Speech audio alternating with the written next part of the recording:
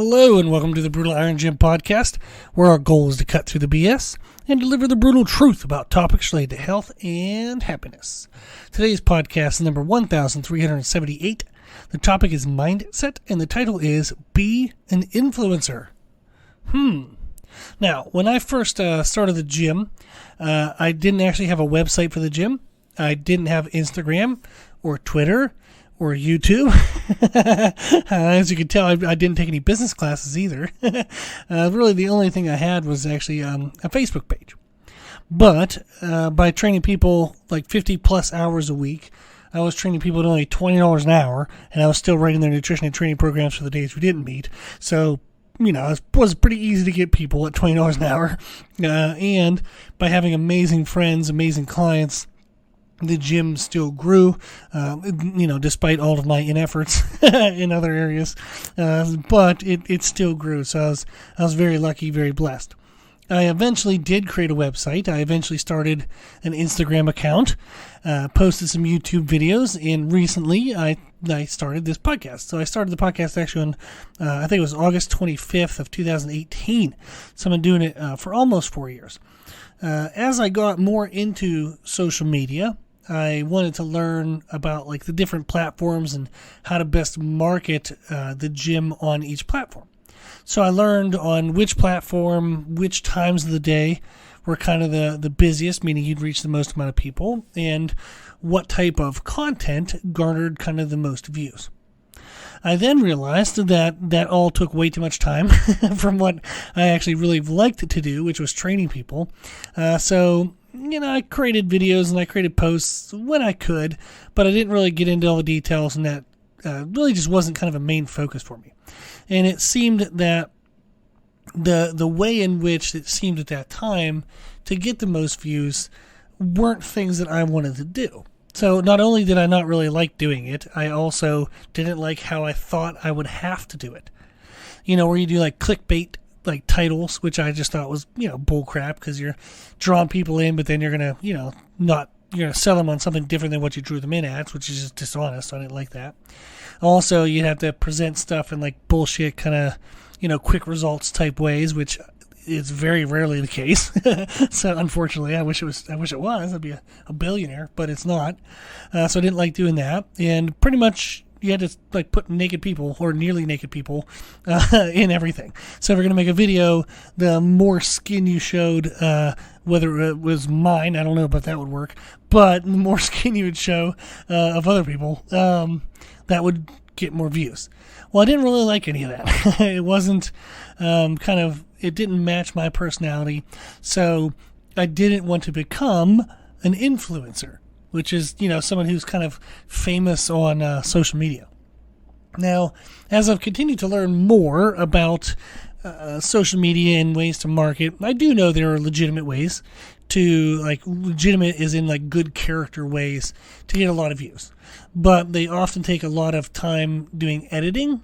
For the videos, you have to film a lot of different angles, and it's not something I naturally enjoy. I like making videos for education purposes, but they were often boring visually. It was just a camera pointing at me. There was no edits. There was no, images that popped up on the screen, different graphics or whatnot. Some of the videos are me just writing on a whiteboard. It's great content, but it's awfully boring, I'm sure. So it turned out to be where if it's something I couldn't just edit it and have it posted and done in 10 minutes, I had a hard time getting motivated because it took away from things that I felt like were more enjoyable or more beneficial to somebody with that time frame. So I had a hard time kind of getting into, trying to be an influencer on social media. But that's just me. Everybody has their own thing. Thankfully, I do enjoy making podcasts. So I get to talk into a microphone for 20, 30 minutes. I give the audio file a title, upload it to Podbean, and in under 10 minutes, it's posted and ready to go. So it's pretty freaking easy. I'm lazy, apparently, with this stuff, so it fits me very well. So it's a way to help people that fits my personality. So through podcasts, instead of videos and pictures and whatnot on social media, I do still have a way to have some influence, and it's an odd word, but it is a word that kind of came to my mind today. And skipping all the details, today was rough. I missed my chance to work out the way I'd planned to do. And when I realized that I missed the opportunity, it hit me and I became very frustrated. I think we all know this feeling. We have a plan, something that we wanted to do, but crap got in the way, and now we can't do it. It's frustrating. Puts you in a bad mood. It often puts you in the mood of like an all or nothing type mindset, where what I wanted to do, I can no longer do, so I'm going to do nothing. So I sulk that my plans were ruined. That often means that we focus on the opportunity that was lost rather than looking for opportunities that still can achieve the initial goal, whether it's in its entirety or at least we can do some of it, part of it, at least accomplish something for the day. So, for example, I lost my opportunity to work out today. I was frustrated, and I thought, damn it, there goes a whole freaking day working out. So I was in my head getting kind of grumpy. But then, for some reason, my brain thought of that word influence. Now, I've talked about it in past podcasts in terms, so the term was there. It was, under some cobwebs and anger, but the word influence was in my brain. What could I do, given this moment, this situation, to still have influence? And that's the mental transition that we all could probably use some work on. I know I could. So what I wanted to do, I can no longer do. But what can I still do?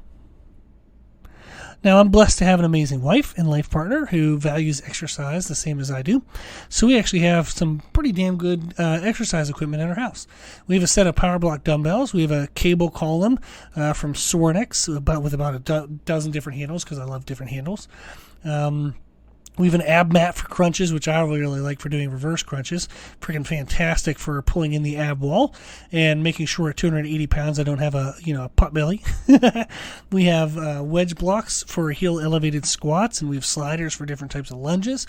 We have plenty of equipment at our house that I can still get in a great workout.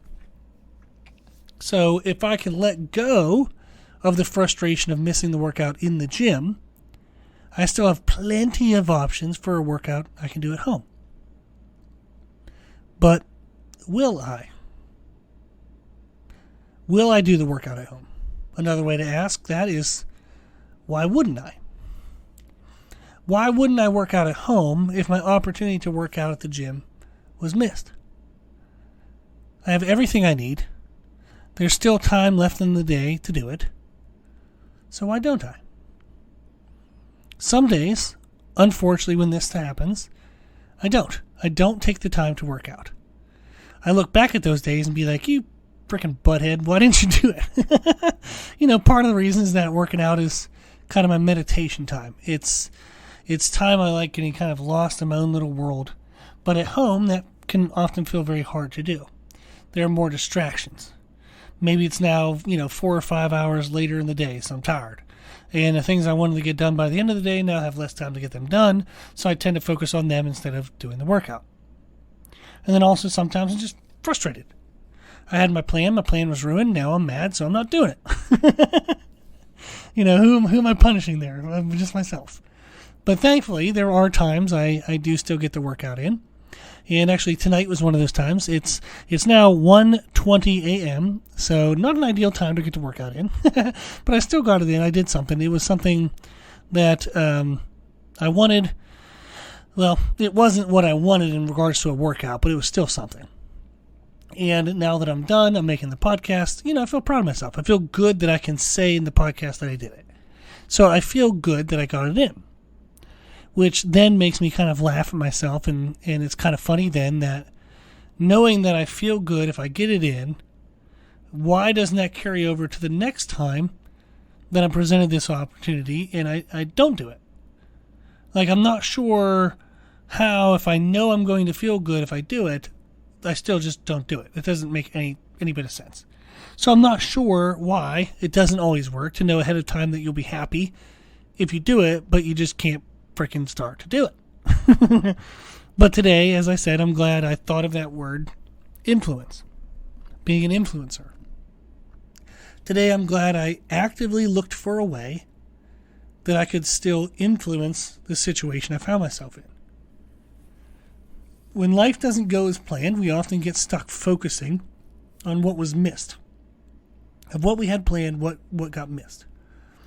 What missed being able to do. We focus on it with such narrow focus that we're blind to, or heck, we don't even bother looking for ways to still have influence. Something outside of our control happened, but how can we still have some sense of control? How can we still influence the situation? If I miss a meal, oh well, I pick back up at the next one. If I overeat at a meal, oh well, I get back on my plan at the next one. One mistake, if left to just one mistake, doesn't have to ruin the next moment. Doesn't have to ruin the whole process.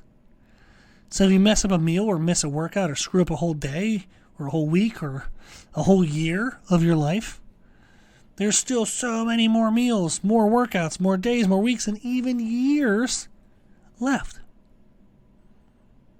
By looking for how we can still influence the moment, we keep our perspective open to possibilities to still succeed. And that's how we succeed. By doing what we can, when we can, with whatever we have. If we look for a way to still have influence, no matter what life throws at us, we can still have success. So when your plans fall through, ask yourself, how can I still have influence? What can I do to still do what I wanted to do, but in a new way? How can I still have influence? So, being an influencer in your own life, not necessarily on social media, it would be a great goal. Trying to keep sight of what possibilities are still available to you when you may have lost a possibility. We lost one thing that we had planned to do, but there are probably so many more things that we can do. So I got grumpy today, and I missed my workout, but I found another way to do it. If I have a day where I miss a meal, and I get frustrated that I'm missing moments of muscle growth, and my body's just going to try to save my next meal, so I'm just going to get fatter, and I'm going to lose all my muscle mass. We often have those thoughts. But what can we do to still influence it? I pick back up with the next meal. I try to find an extra way to do a couple push-ups that night or sit-ups that night. You find a way to still do something that gives you a sense of having control or having some kind of influence in that moment. How you can still work towards your goal, even if the work you're getting to do isn't the ones you had planned to do, isn't the work you had planned to do. So I hope that I work towards being an influencer in my life, and I hope you do the same for yourself as well. There's always going to be times, it happens damn near every day, when what you wanted to do doesn't seem like it's going to get done. But can you still do it in a new way? Can you still have influence towards your goal? Okay. Well, I wish you the best of luck. I hope that it motivates you in some way. I hope you think of that the next time a plan falls through for you. Just try to think, how can I have influence in this moment? What can I still do? Rather than focusing on what's missed, let me not lose focus on what's still possible. Look for ways to still have influence. Look for ways to still move forward. I wish you the best of luck. If you ever need anything, our email is brutalironjim@gmail.com. If you ever have any questions about anything, I'm always here and I'm always happy to help. Well, if you like today's podcast or the podcast in general, please consider sharing the podcast. The more people we share it with, the more people can help. You can share it on social media, share it in a conversation with a friend. However you do it, if it's beneficial to your life, I hope that you share it so we can benefit other people's lives as well. Thank you to the patrons of the podcast, the people who financially support the podcast, which you can now do on our website. So the podcast is well over $1,000 a year. I give an hour to it every day, including, 1:30 in the morning. I do love doing it, and I know that it helps a lot of people. I get a lot of emails, which I really appreciate, and it's just awesome to know that there's something I could do in my life that can help other people. That just feels good. And I want to thank the patrons of the podcast. Because of you, I'm able to have this feeling, and because of you, the people listening to this are able to listen to it. It really does help cover the cost, so I really appreciate it. You can give donations on our website, as I said, www.brutalirongym.com. You do one-time donation, monthly donation, yearly donation, however you do it. I appreciate that you do it. It really does make a difference, so thank you very much. If you like the information we share in our podcast, you can find more from us on social media channels, which I do actually now have on Instagram, Facebook, Twitter, and YouTube under the name Brutal Iron Gym. Instagram is by far the best one. I pretty much just share everything off Instagram to the other places. So definitely check us out on Instagram and follow us if you don't mind, just to help kind of build the reach of the channel on Instagram, or whatever they're called on Instagram. But if you have any questions, feedback, suggestions, anything you want to know, let us know at our email at brutalirongym@gmail.com. As always, I hope this was helpful, and thank you for listening.